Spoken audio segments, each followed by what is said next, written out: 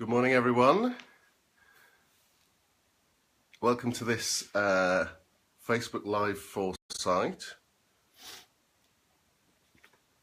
So I'm Will James from Courageous, and thank you for joining me on 4NTV Live. I like this Advent moose here, it's quite good. So we're now going to start the 40 words round. Instead of 40 seconds, any of you can send me up to 40 words as a Facebook comment. This can be a brief pitch about you and your business, which everyone tuned in will be able to see. I won't attempt to read them all out, but I'll try to pick out a few comments. As a tip for future weeks, prepare this ahead of time and then just paste it in as a comment at each show. So while you're all typing your 40 words, as I've got sound here is my 40-second pitch. So I'm Will James and I mess with your mind.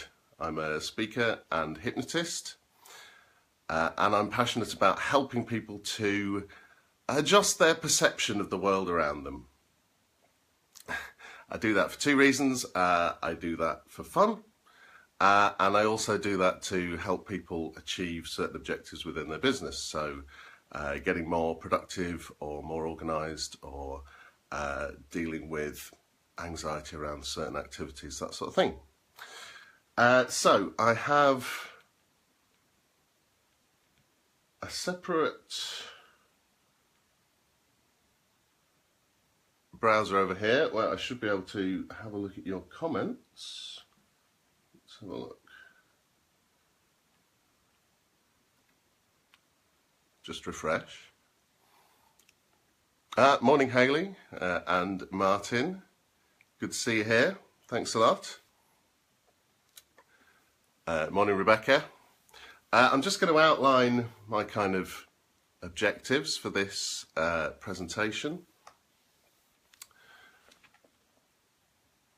My first is just to have fun. Howdy, Graham.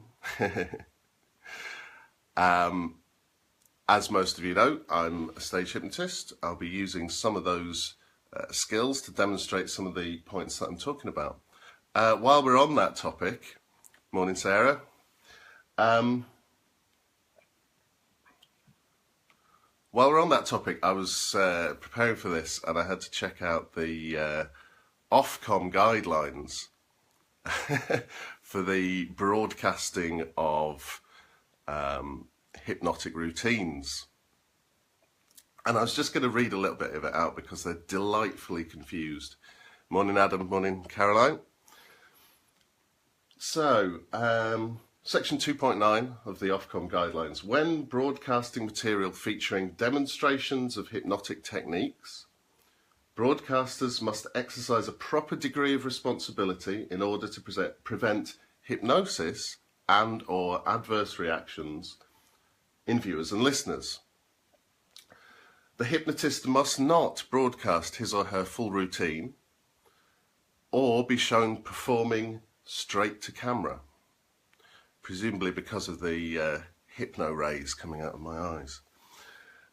Section 2.11 says, broadcasters must not use techniques which exploit the possibility of conveying a message to viewers or listeners, or of otherwise influencing their minds without their being aware or fully aware of what has occurred. Which is brilliant. So every advert on television breaks the guidelines. Every party political broadcast that you'll see, every political speech that gets broadcast. It's brilliant. So we're going to do some things that are not hypnosis.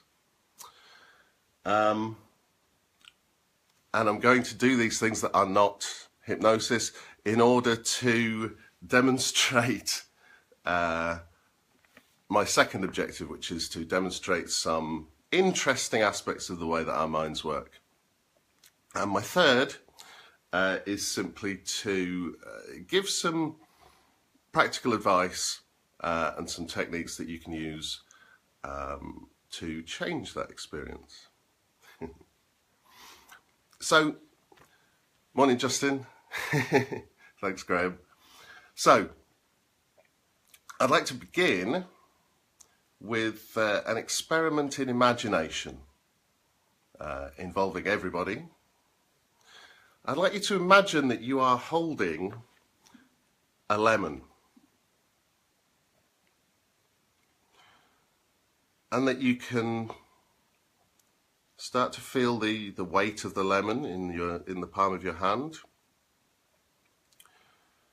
You can imagine what the colour of the lemon would be, that kind of bright yellow skin. You can imagine the texture of the lemon.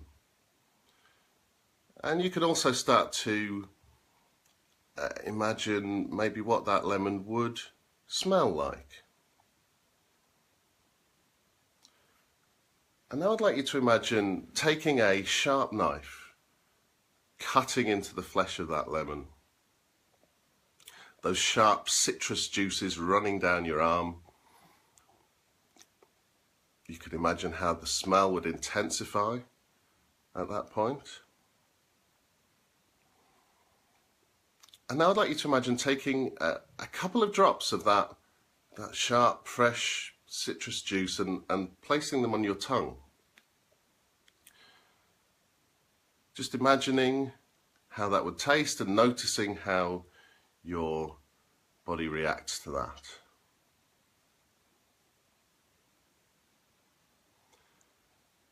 So most people have experienced some kind of physiological reaction there. The mouth watering is really common. Some people may even find that they were able to kind of feel the weight of the lemon, or even kind of get a sense of the smell. We're going to come back to the lemon.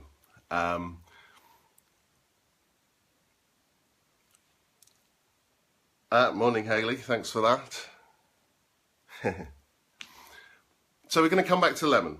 I'm going to tell you a story about a person that I meet quite often when I'm out and about doing hypnosis stuff. And it's that person who really feels they have to prove how strong-minded they are. You know, I will not be open to your influence, which is totally fine. I mean, I don't mind one way or the other. For every person who has that resistance, there'll be somebody else over here who's right up for having some fun with it.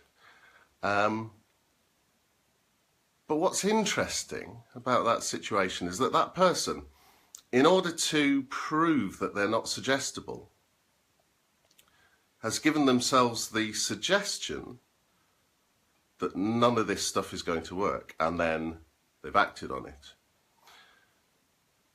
So well done there. Now I'm being slightly facetious, but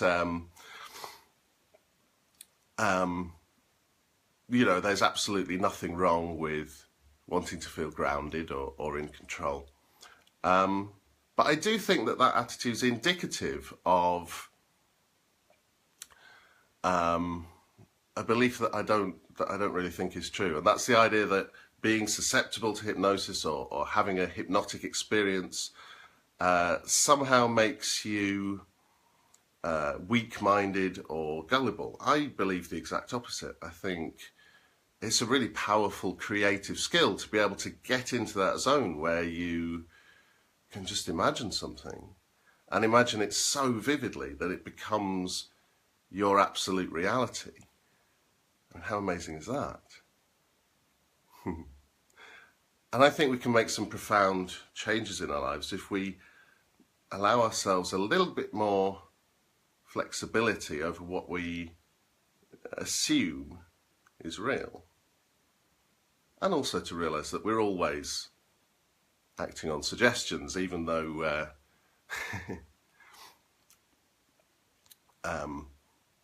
they're mostly suggestions that we've given ourselves.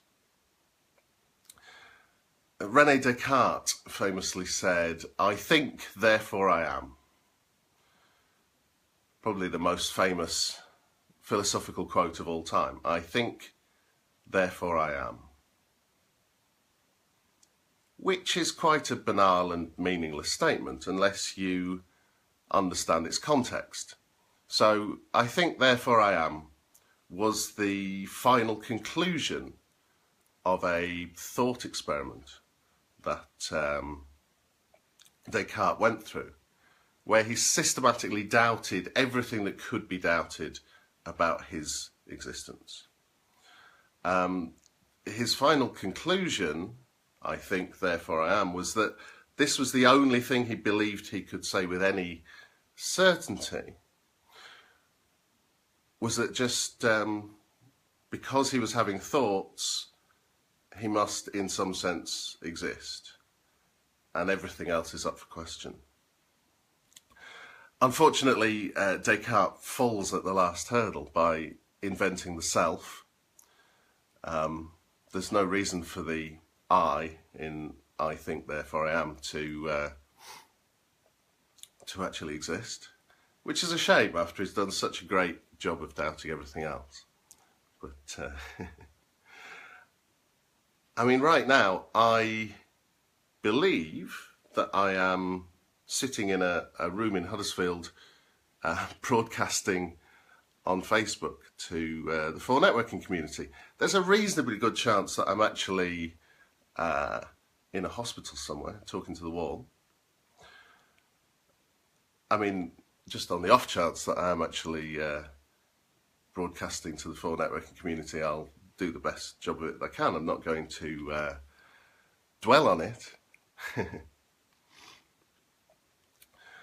But our experience of reality is shaped so much by the things that, by the way that we filter and distort and just straight up imagine the world around us.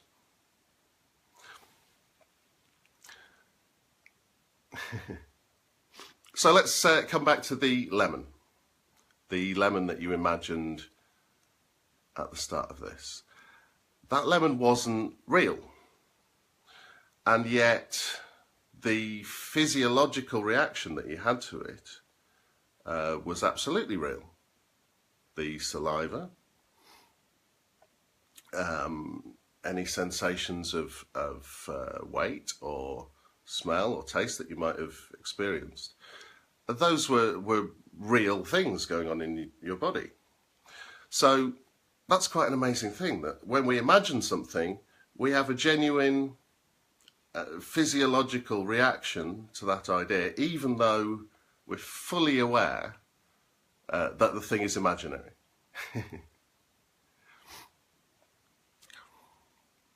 Let's talk about something else that is mostly imaginary. Fears and phobias. The things that frighten us. Now, many people, myself included, imagine that spiders are scary. A lot of people imagine that public speaking is scary. Now, those dangers aren't real. I'm not in any physical danger when I encounter a spider, certainly not in this country. It really isn't anything to worry about.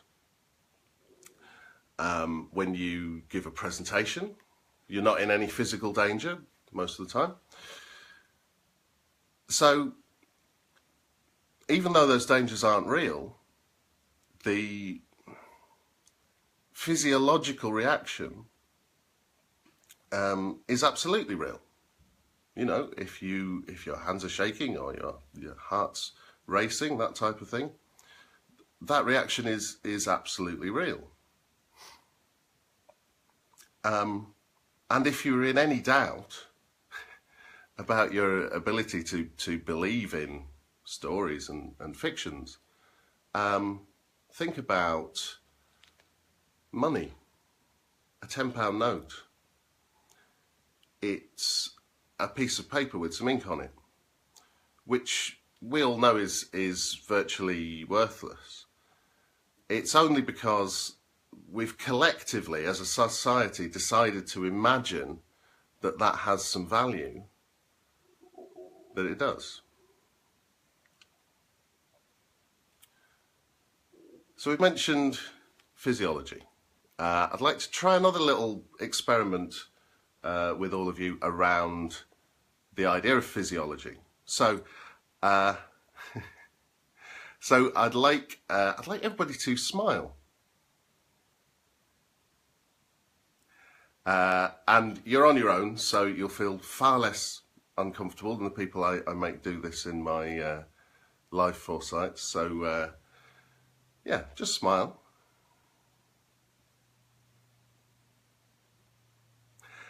And while continuing to smile, I'd like you to try to connect to some kind of negative thing that's happened. Maybe you had an argument with somebody, or something in your business didn't turn out quite the way that you wanted it to. And just notice what that experience is like.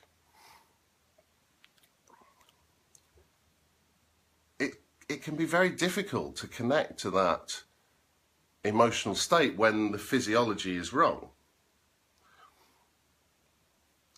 And this is another interesting thing about our experience, that our physiology really does control our emotions to a very great degree.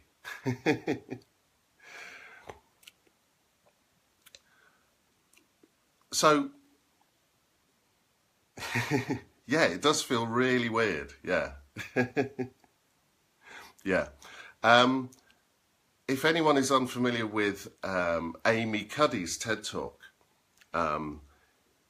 it's a really fantastic explanation of how we speak to ourselves with our body language.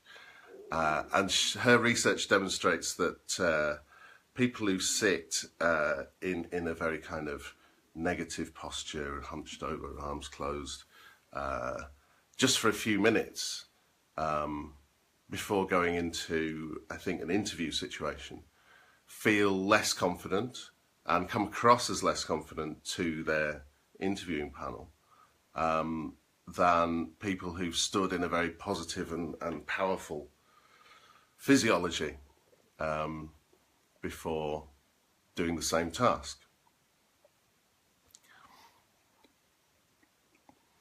So thinking again about those fears, those things that frighten us, when we're in those situations, how often do we try to attack the situation with logic? I might say to myself, oh, come on, Will, it's only a small spider. It can't hurt you. You might say to yourself, well, these people want to hear you speak. They want to hear what you've got to say. They're looking forward to it. It's going to be fine. And what wins out of emotions and logic the vast majority of the time? Most of the people I've presented this to would agree that emotions win. It's the emotions that actually dictate our behaviour. So it's an interesting puzzle that we're putting together. When we imagine things, it affects our physiology. Our physiology controls our emotions. Our emotions control our behaviour. I'm going to fill in another couple of steps. Our behaviour controls the experience that we have of life, and our experience controls what we believe. So imagination, physiology, emotions, behaviour, experience, belief.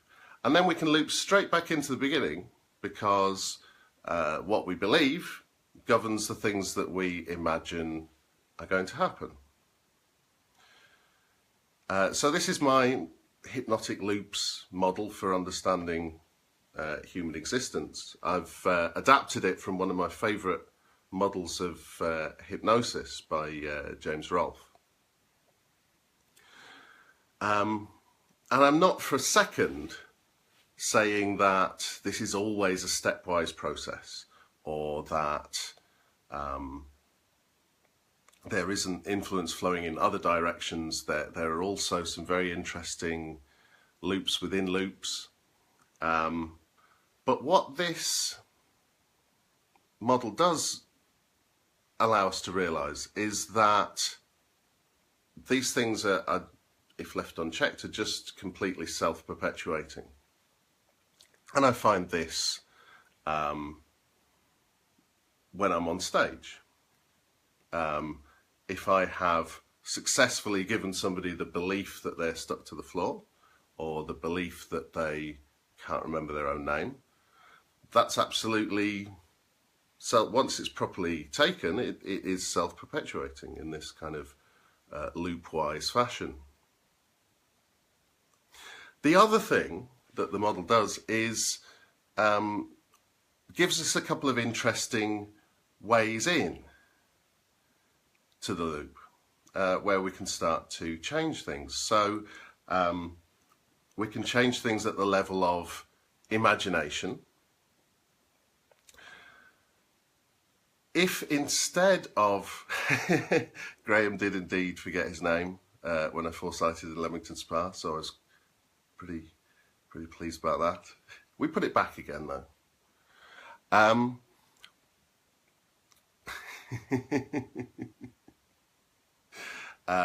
I just forgot it then as well, and didn't call you Todd, which I totally should have done.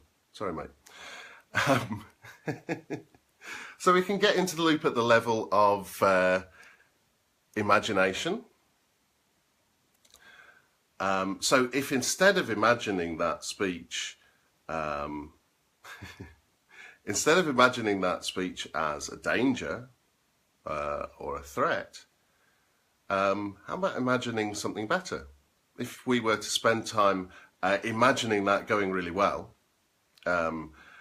imagining delivering our message in a really powerful way and our audience really connecting with it and really enjoying the experience, well, that will also affect our physiology, but in a much more positive way.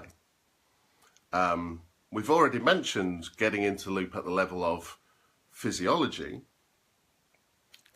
because the Amy Cuddy TED Talk that I highly recommend talks about how to do that sort of thing.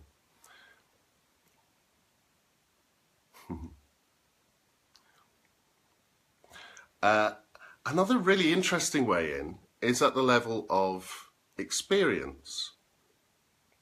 And a specific example from my own life was making sales calls. And I decided to approach some of these calls in a very kind of mindful way, and just to notice exactly what the experience was like. What was the primary data that I could tell about the experience without, without going off into the story about why it's difficult or uncomfortable or scary. And by really kind of focusing on what the experience was and what was actually going on, there was so little evidence for my story that it was really helpful in deconstructing that belief, you know. One of my favourite things to do on stage, in fact, my absolute favourite thing to do on stage is turn myself invisible. So I have a hypnotised volunteer, and I do this sort of thing. And the person is seeing a glass float in midair. It's the one routine that people are really incredulous about. People say, how on earth can that actually have been their experience? But the point I always make when people ask me about this routine is that actually it's a thing that happens to us all in normal life anyway. How many times have you lost something? A bunch of keys, for instance. And when they eventually turn up, it's in a place you'd already looked. I'm sure that's a common experience for a lot of people on the call. But the interesting thing about that is that the first time you looked in that place, how close was your experience of visual reality to what was actually there in front of you? Not very. In fact, you've probably given yourself the suggestion, I can't find my keys, can't find my keys, can't find my keys, and then acted on it by not seeing them. And given that less than 10% of the neural activity in the brain is actually based on any sensory input from outside, all of the rest is just the brain talking to itself. So is there any wonder that we're so able to believe in completely made up things? So I hope that's been of some use, and I hope that it's been an enjoyable thing as well. So my time is just about up. Thank you for watching my foresight. It's really great to see all the comments coming in. I've not had a chance to look at them properly, but I'll reply on the page to any questions that have been raised. So 4NTV Live is back at the same time next week, 8:30 a.m. on Saturday, August the 19th, with Zoe Bennett. Through adversity breeds success. When life and business are challenged by circumstances, how you dig deep and find the inner strength to succeed. So make sure you tune in then. And we have even more Facebook Live stuff coming up. Join 4N's network leader Michael Nagels back here on Friday at 4 p.m. for his weekly roundup. He'll have a mix of news, announcements and waffling nonsense, it says here, that you won't want to miss. And there are also the new 4 Development Live video presentations, providing great tips on how to develop your networking skills. These are running fortnightly on Wednesday evenings from 8:30 to 9 p.m. So on Wednesday, August the 16th, you can join Kirsty Gray with a presentation called Holy Shitballs, How Networking Really Works. How did you start networking? Kirsty has an interesting and alternative business and will share her top 10 tricks for not being a twat. Her words, not mine. If you would like the opportunity to present an episode of 4NTV Live or 4 Development Live, please message 4N on this 4 Networking community page. They're free to take part and are open to all 4N Passport members. Slots are already booked up ahead, so get your request in now. This 4NTV Live episode will continue to be available to view anytime here, so please share it and add more comments. So that's it from me. I hope you've enjoyed today's 4NTV Live and have a great weekend. And feel free to continue networking right here on the Facebook page. Thank you so much for watching, and I'm really looking forward to replying to some of the comments and questions. Thanks a lot. Bye-bye.